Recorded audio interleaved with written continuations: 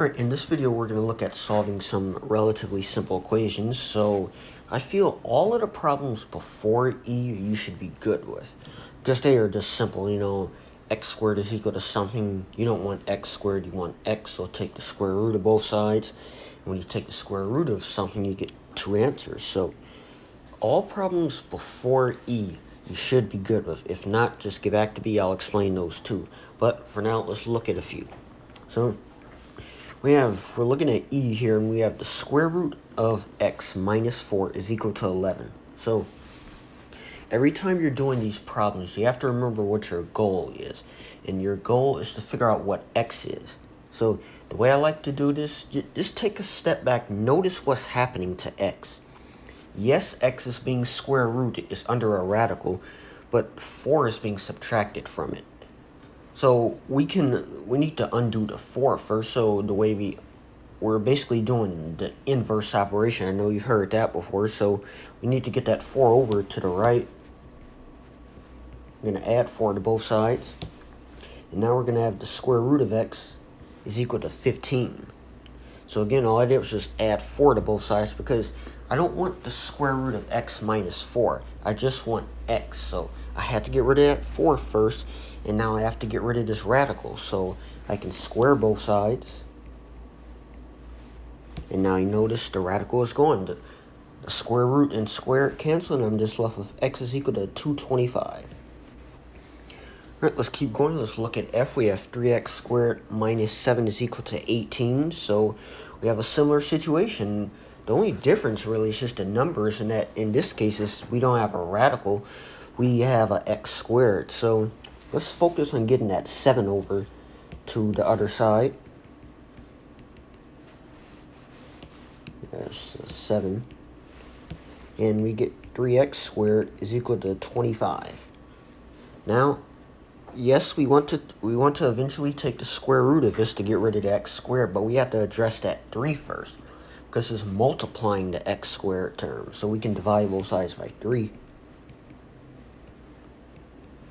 And we will get x squared is equal to 25 over 3. I would say keep this as a fraction now. And now this is where it gets slightly complicated. Just stay with me here. So we have x squared is equal to 25 over 3. And let's just quickly recap how we got there. I started off with 3x squared minus 7 is equal to 18. I said I don't want that 7 on the left, so I added it to the right, and it canceled for me. I was left with 3x squared is equal to 25, and then I said I want that 3 going so I can divide both sides by 3. And this is how we ended up with x squared is equal to 25 over 3. So now what we can do, we need to take the square root of both sides. And this is where it gets a little tricky. We get x is equal to the square root of 25 over 3. But this can be simplified a bit, because isn't the square root of 25 5? So we can really write this as 5 over the square root of 3. Now, some teachers are nitpicky. There's a few different ways you can write this answer. You can keep it like this, but if you keep it as the square root of 25 over 3, that's not the most simplified it can be. So I don't know if he's looking for the most simplified version. If so, I can do that too. So again, we know the square root of 25 is 5. And so that this whole expression can simplify to 5 over the square root of 3. Now, this is another problem we run into. In the denominator, we have an irrational number. And we have a square root of 3. And people don't like to have irrational numbers in the denominator. So what we can do is multiply by the square root of 3 over the square root of 3. So we can cancel the radical on the bottom. And notice, I'm not changing the value of this expression. I'm multiplying by the same thing over the same thing. I'm multiplying by 1 essentially. And let me bring this up here. So we started off with 5 over the square root of 3. To get rid of that square root of 3 in the denominator, I can multiply the top and bottom by the square root of 3. On the top, I just have 5 roots of 3. Then the square root of 3 times itself is just 3. So let me actually write this better.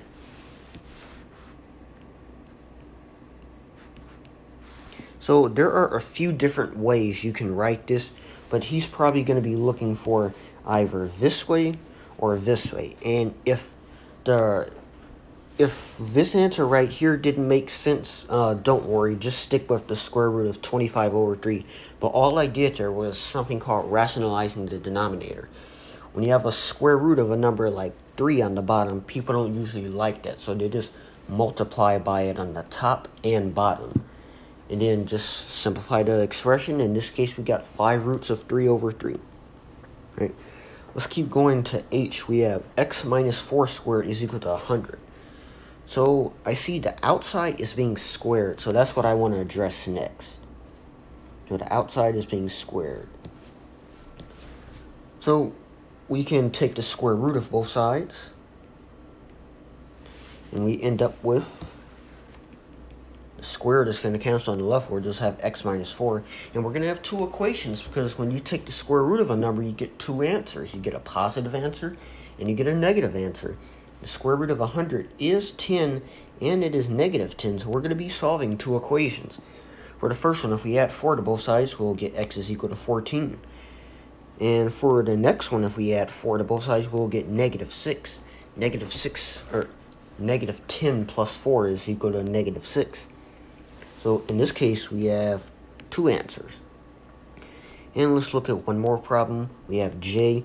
3 times the square root of x is equal to 33. So again, we have a 3 on the outside that is multiplying everything. So we can divide by that 3, because right now it's just in the way. And then we have the square root of x is equal to 11. To get rid of the square root, we're going to square both sides. The radical and the square root cancel. And we are left with x is equal to 121. So hopefully this video was helpful for the first half of the assignment. All I'm doing is just isolating x. Each one of these times you saw me get x by itself. And the way I had to do that was to do the inverse operation. So hopefully this helped. I will tackle the next part of the assignment in the next video.